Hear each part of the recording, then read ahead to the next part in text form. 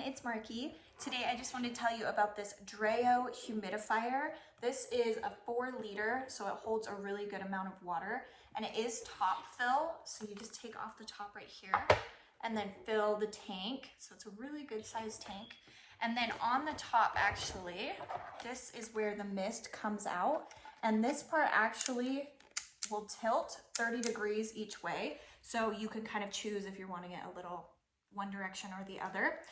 It has 3 different mist settings, so if you just want a little bit or you're really wanting a lot, you can totally customize that and choose. It does have a little light in it also.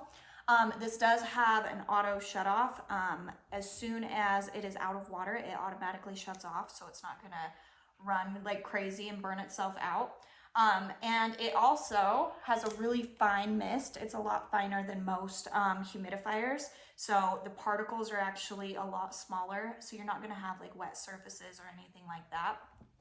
I think it looks really sleek. It's really nice, super, super easy to use. I love that it turns off on its own. So if you're looking for a new humidifier, I would highly recommend you look into this one.